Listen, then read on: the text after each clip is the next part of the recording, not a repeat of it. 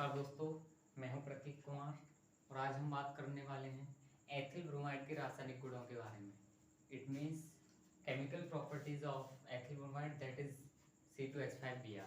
हमने पिछले लेक्चर में एथिल ब्रोमाइड यानी कि एल्किल हैलाइड बनाने की विधियां पढ़ी हैं, लेकिन इस लेक्चर में हम एथिल ब्रोमाइड के रासायनिक गुण के बारे में समझेंगे। सबसे पहले आज हम जो पढ़ रहे हैं केमिकल प्रॉपर्टीज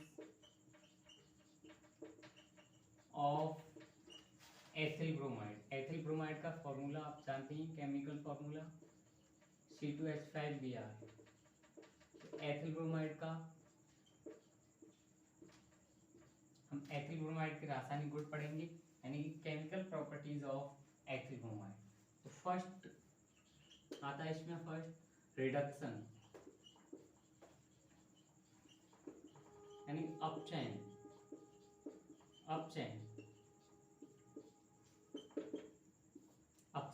मैं अपचयन करना है, लेकिन अपचयन किसका करना है? जिसके हम केमिकल प्रॉपर्टीज के बारे में पढ़ रहे हैं एथिल ब्रोमाइड, उसकी बात करेंगे हम। तो रिडक्शन करना है हमें एथिल ब्रोमाइड का। तो जब हम एथिल ब्रोमाइड का अपचयन करते हैं तो हमें एथेन प्राप्त होती है। जब एथिल ब्रोमाइड का हम अपचयन करेंगे तो एथेन प्राप्त होगी। देखो कैसे करेंगे, C2H5Br। हमें पता है अपचयन करने के लिए हमें नवजात हाइड्रोजन की जरूरत है। नवजात हाइड्रोजन चाहिए। देखो H नवजात हाइड्रोजन एरो, लेकिन अपचयन करने के लिए अपचायक की भी आवश्यकता होनी चाहिए। अपचयन करने के लिए अपचायक की आवश्यकता है हमें, यानी कि अपचायक किसे कहते हैं? वे यौगिक जो दूसरे यौगिकों को तत्वों को नवजात हाइड्रोजन प्रदान करते हैं। तो नवजात हाइड्रोजन इसे किसने प्रदान की? Zn+HCl।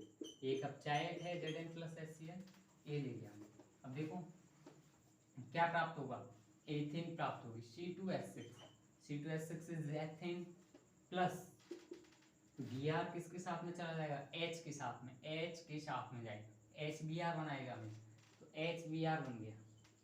लेकिन रिएक्शन बैलेंस है, देखो रिएक्शन बैलेंस है, यानी C2H5Br बराबर है C2H5 और H है C2H6, ये पूरी आ गई, ये आ गई।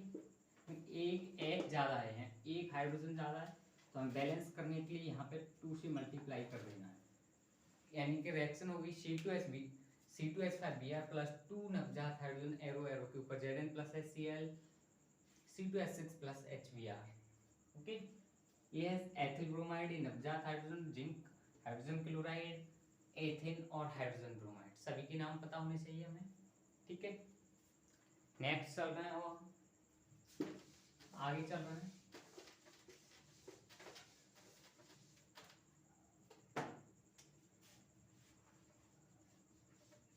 सेकंड हेडिंग है वुड्स अपक्रिया।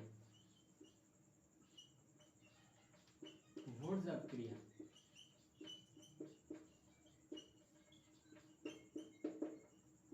वुड्स रिएक्शन बहुत इंपॉर्टेंट है। यूपी बोर्ड या फिर कोई भी बोर्ड हो, 12th क्लास के लिए एग्जाम के अनुसार बहुत इंपॉर्टेंट रिएक्शन है, हमेशा आती है लगभग प्रत्येक एग्जाम में, यानी कि वुड्स अपक्रिया मोस्ट इंपॉर्टेंट लिख देता हूँ इस पर, मोस्ट इंपॉर्टेंट।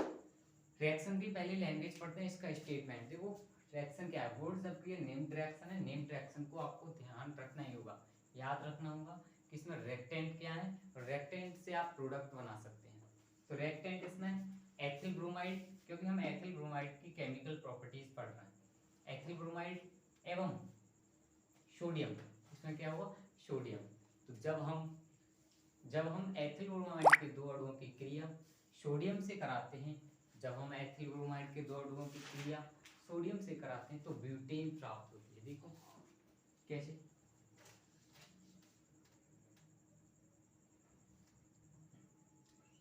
एथिल ब्रोमाइड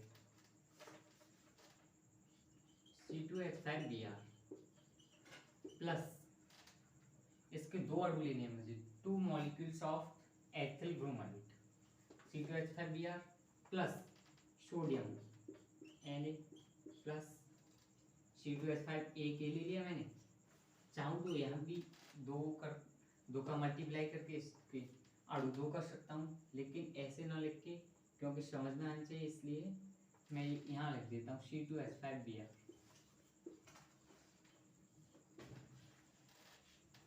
हमने रिएक्शन की लैंग्वेज पहले ही बोल दी है कि वुड्स अक्रिया, जब एथिल ब्रोमाइड के दो अणुओं की क्रिया सोडियम से कराते हैं तो ब्यूटेन प्राप्त होती है, लेकिन इसमें एक प्रेजेंस मस्ट है, ईथर की उपस्थिति में कराएंगे। In the presence of ether की उपस्थिति में कराते हैं तो ब्यूटेन प्राप्त होती है। देखो, जब दो अणु ये एथिल ब्रोमाइड के, दो अणु सोडियम के, ठीक है, तो क्या प्राप्त होगा? Butane, C4H10। ब्यूटेन का फॉर्मूला C4H10 आ गया। तो C4H10 जो आया है इससे आया है, देखो C2H5 प्लस C2H5 और C2H5 कितने हो? C4H10। ये कोई रूल नहीं है, ये सिर्फ ट्रिक बता रहा हूँ याद रखने की। ऐसे नहीं कि जोड़ दो, 4C हो गए और 10H, ये जोड़ने का मतलब नहीं है, ये सिर्फ ट्रिक है याद रखने की। यहाँ पर रिएक्टेंट नेम डायरेक्शन में याद ही रखने होंगे, लेकिन प्रोडक्ट आप ट्रिक से याद रख सकते हैं। तो C4H10 प्लस, तो 2 Na बचे हमारे पास, 2 ही Br है, और हमें पता है NaBr सोडियम ब्रोमाइड होता है, तो प्लस NaBr, लेकिन ये Br भी 2 हैं और सोडियम भी 2 है, इसलिए 2 का मल्टीप्लाई करते हैं, 2 का मल्टीप्लाई, तो रिएक्शन हो गई C2H5Br plus 2Na plus C2H5Br, arrow के ऊपर ether C4H10 plus 2NaBr। That is very important reaction, that is called Wurtz reaction. Okay, लिख सकते हैं आप C2H5Br plus 2Na plus C2H5 arrow के ऊपर ether C4H10 plus 2NaBr। It means in the presence of ether. Presence must है, आपको लिखनी होगी जरूर, ठीक है। नेक्स्ट चल रहे हैं,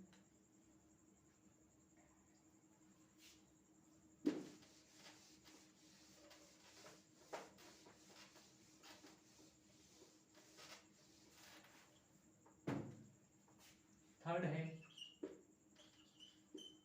फ्रैंकलैंड अभिक्रिया। फ्रैंकलैंड अभिक्रिया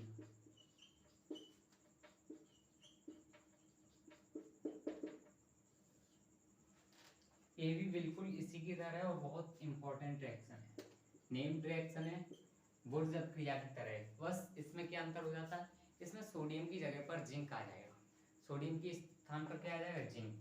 जहाँ सोडियम था वहाँ जिंक आ जाएगा। तो देखो, यानी कि अब हम इसे भी बोल सकते हैं उसी वुड्स अभिक्रिया की तरह। जब एथिल ब्रोमाइड के दो अणुओं की क्रिया जिंक से कराते हैं तो ब्यूटेन प्राप्त होती है। दो अणु ले लिए, C2H5Br, इसमें ऐसे ही ले लेता हूँ 2C2H5 plus Zn arrow C4H10 plus, देखो जब हमने सोडियम लिए थे, सोडियम 2 लिए थे, क्योंकि सोडियम की वैलेंसी 1 होती है, जिंक की वैलेंसी 2 है, इसलिए ये 2 ब्रोमीन के साथ एक ही Zn आएगा, इट मीन्स ZnBr2, इसलिए यहाँ पर 2Zn नहीं लिया है, यहाँ पर Zn सिंगल है, बस इतना ही अंतर है। वहाँ 2 Na थे, लेकिन यहाँ पे Zn सिर्फ अकेला है, और सेम वही है, बस इसमें कोई प्रेजेंस नहीं देनी। इंपॉर्टेंट रिएक्शन है ये भी। तो रिएक्शन में 2C2H5Br plus Zn arrow C4H10 plus ZnBr2, 2C2H5 एक डायरेक्ट याद होनी चाहिए आपको। कैसे? देखो 2C2H5Br plus Zn arrow C4H10 plus ZnBr2, that's all. Okay, next reaction पर चलते हैं। नेक्स्ट प्रॉपर्टी क्या है, देखो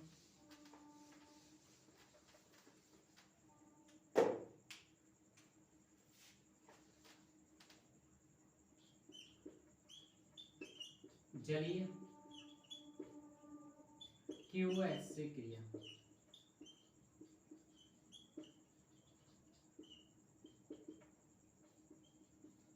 जलीय KOH से क्रिया करानी। KOH का मतलब पोटेशियम हाइड्रोक्साइड। किसकी क्रिया करानी है हमें? एथिल ब्रोमाइड की जलीय KOH से क्रिया करानी है। देखो तो जब एथिल ब्रोमाइड की क्रिया जलीय KOH से कराते हैं तो एथिल अल्कोहल प्राप्त होता है। देखो C2H5Br प्लस KOH ब्रैकेट में AQ लिखना आवश्यक है क्योंकि जलीय KOH से कराना है। AQ का मतलब होता है एक्वस, इट मीन्स जलीय। AQ देखा होगा आपने रिएक्शन में, AQ का मतलब जलीय। तो जलीय KOH से क्रिया कराई हमने तो C2H5Br plus QOH aqueous arrow क्या प्राप्त होगा? Ethyl alcohol. एथिल अल्कोहल क्या? C2H5OH प्लस तो C2H5OH यानी एथिल अल्कोहल मिल गया हमें। अब क्या मिलेगा? देखो C2H5 ये है, OH ये है, दोनों ये आ गए। अब क्या बचा? यहाँ पे बचा K, यहाँ पर बचा सॉरी Br, यहाँ बचा K। यहाँ आ जाएंगे, क्या बन जाएगा? KBr। KBr क्या? Potassium bromide. तो C2H5Br plus QOH aqueous arrow C2H5OH plus KBr। ये रिएक्शन हुई जलीय KOH से क्रिया। किस? एथिल ब्रोमाइड की क्रिया जलीय KOH से कराएंगे। यानी जब एथिल ब्रोमाइड की क्रिया जलीय KOH से कराते हैं तो एथिल अल्कोहल प्राप्त होता है। मेन प्रोडक्ट ही बोलना है सिर्फ, आप लिख लीजिए।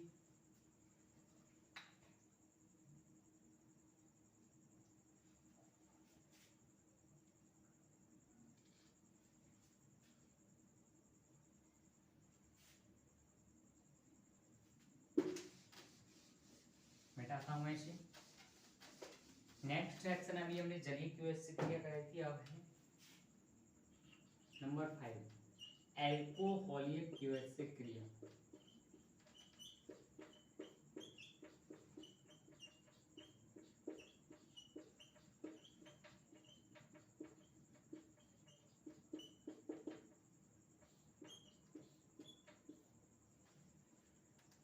जब हमने जलीय KOH से क्रिया कराई थी तो हमें एल्कोहल प्राप्त हुआ था, और जब एल्कोहलिक KOH से क्रिया कराएंगे तो इतनी बात ध्यान रखनी है हमें, तो जल प्राप्त होगा। जल प्राप्त होगा, लेकिन जो मेन प्रोडक्ट होगा हमारा, मेन प्रोडक्ट के रूप में एथिलीन प्राप्त होगी हमें। एथिलीन दैट इज एथीन भी कहते हैं हम इसे, जिसका फॉर्मूला है, chemical formula C2H4 that is CH2 double bond CH2। Okay, यानी कि एक बात ध्यान रखनी है हमें, जब जलीय KOH से क्रिया कराएंगे तो अल्कोहल प्राप्त होगा, और अल्कोहलिक KOH से क्रिया कराएंगे तो जल प्राप्त होगा। देखो तो C2H5Br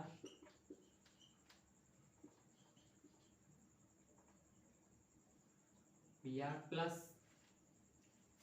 KOH एल्कोहल। एल्कोहल ये का मतलब Al लिखना जरूरी है क्योंकि पता नहीं पड़ेगा जली है या फिर एल्कोहल।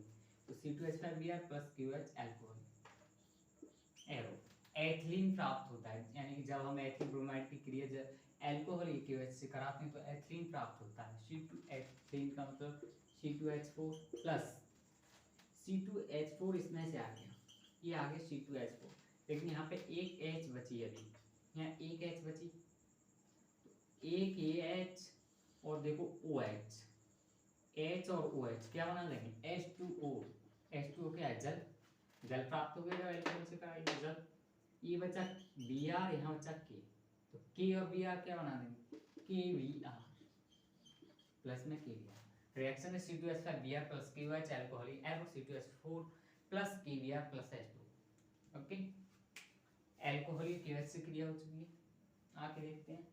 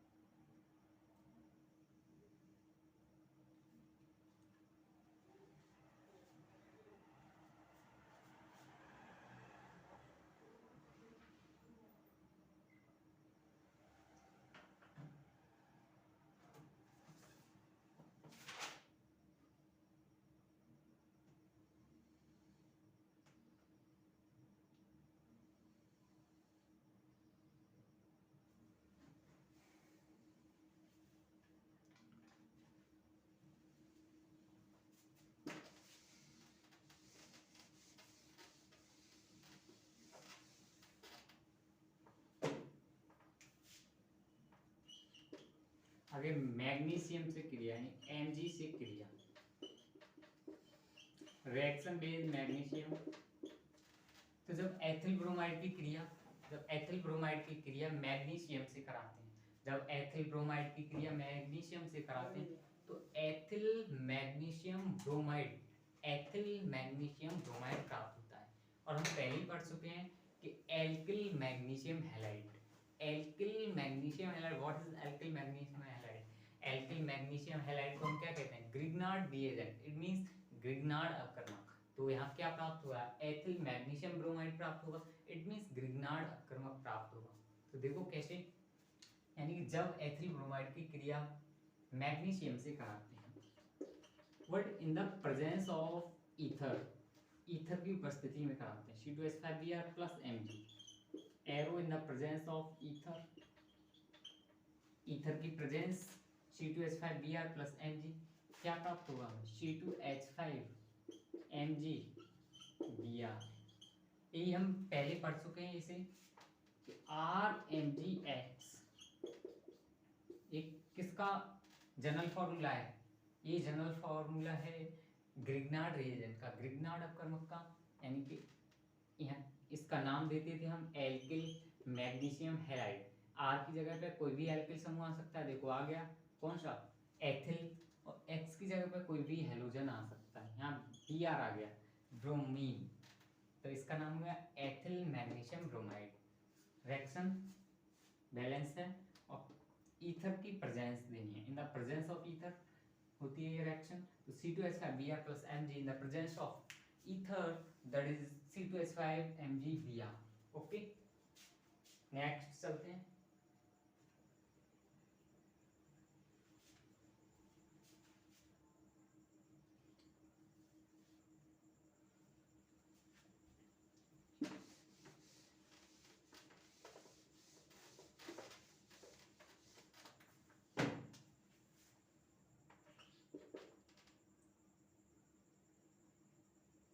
नेक्स्ट लीजिए हम पोटेशियम साइनाइड से क्रिया कराते हैं, KCN, पोटेशियम साइनाइड से क्रिया।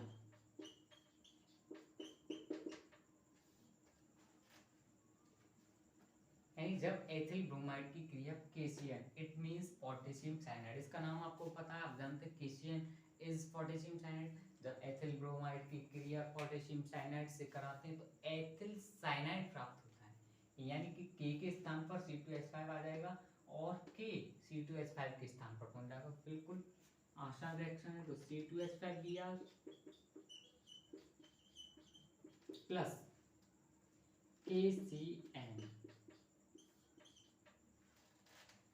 KCN,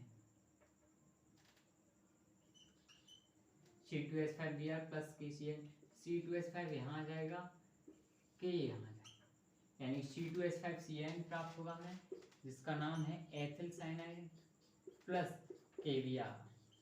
ये है पोटेशियम ब्रोमाइड। रिएक्शन बहुत सिंपल है, C2H5Br plus KCN, arrow C2H5Cn plus KBr। Okay, देख लीजिए इसे।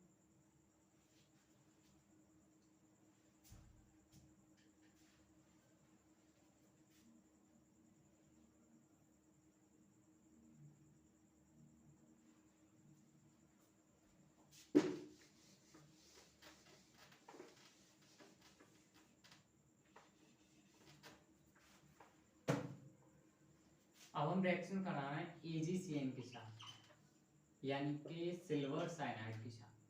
तो यहाँ पर एक अंतर होगा सिर्फ, बिल्कुल KCN की तरह रिएक्शन होगी, लेकिन सिर्फ एक अंतर होने वाला है कि जहाँ पर हमें एथिल साइनाइड प्राप्त हुआ था, एथिल साइनाइड प्राप्त हुआ था, वहाँ पर अब हमें एथिल आइसोसाइनाइड प्राप्त होगा, एथिल आइसोसाइनाइड प्राप्त होगा।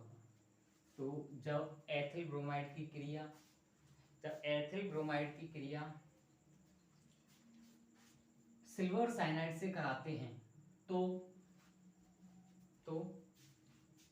एथिल आइसोसाइनाइड प्राप्त होता है। देखिए कैसे करते हैं इसे।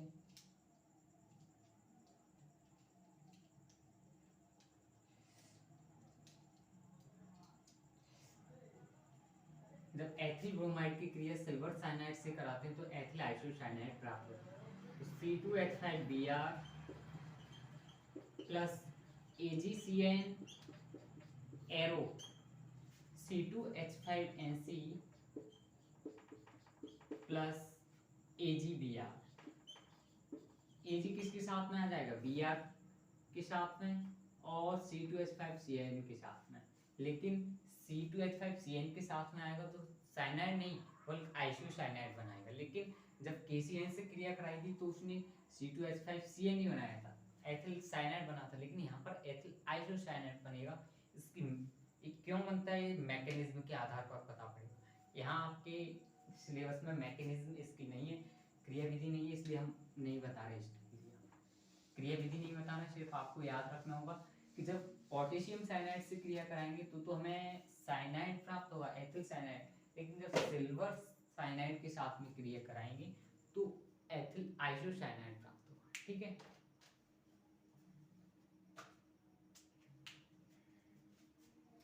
नेक्स्ट रिएक्शन है, इंपॉर्टेंट रिएक्शन है और नेम्ड रिएक्शन है। नेम्ड रिएक्शन जितनी भी सब इंपॉर्टेंट होती हैं।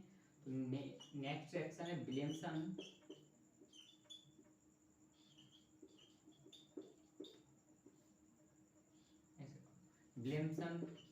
संश्लेषण अपक्रिया।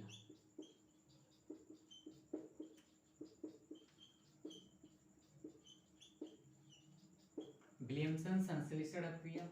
विलियमसन संश्लेषण अपक्रिया क्या है? देखो, विलियमसन संश्लेषण अपक्रिया है जब एथिल ब्रोमाइड की क्रिया सोडियम एथोक्साइड से कराते हैं। जब एथिल ब्रोमाइड की क्रिया सोडियम एथोक्साइड से कराते हैं तो डाई एथिल ईथर प्राप्त होता है। ये रिएक्शन यहाँ तो इम्पोर्टेंट है ही, यहाँ भी इम्पोर्टेंट है। लेकिन जब हम सेकंड चैप्टर अल्कोहल फिनोल एवं ईथर पढ़ेंगे 12th क्लास में आपने, तो वहाँ ईथर बनाने की विधि, जो ईथर बनाने की विधियाँ आएगी उसमें ये रिएक्शन आएगी। क्योंकि इससे हमें डाई एथिल ईथर प्राप्त हो रहा है, तो इसका मतलब इससे हम ईथर प्राप्त कर सकते हैं। तो वहाँ ईथर बनाने के लिए हम इसे उपयोग में ला सकते हैं, इसे यूज में ला सकते हैं रिएक्शन को। तो रिएक्शन देखो, C2H5Br यानी कि जब एथिल ब्रोमाइड की क्रिया सोडियम एथोक्साइड से कराते हैं, sodium ethoxide C2H5ONA, C2H5ONA arrow, तो हमें डाई एथिल ईथर प्राप्त होता है। C2H5O C2H5 die ethyl ether का फॉर्मूला जानते हैं आप, C2H5O C2H5 plus C2H5O C2H5, ये आ गया इतना, ये इतना देखो, ये C2H5OH C2H5O C2H5, ये यहाँ बचा Br, यहाँ बचा Na, तो प्लस NaBr। रिएक्शन बहुत सिंपल है, C2H5Br plus C2H5ONA arrow C2H5O C2H5 plus NaBr। Okay,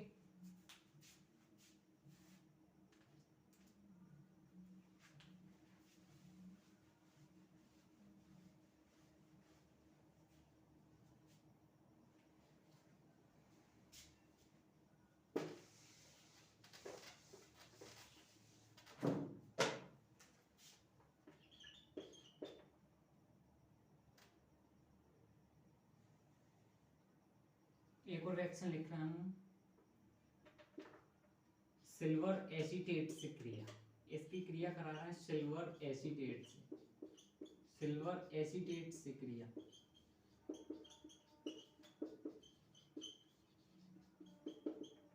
reaction with silver acetate. Silver acetate का फॉर्मूला जानते हैं हम, CH3COO।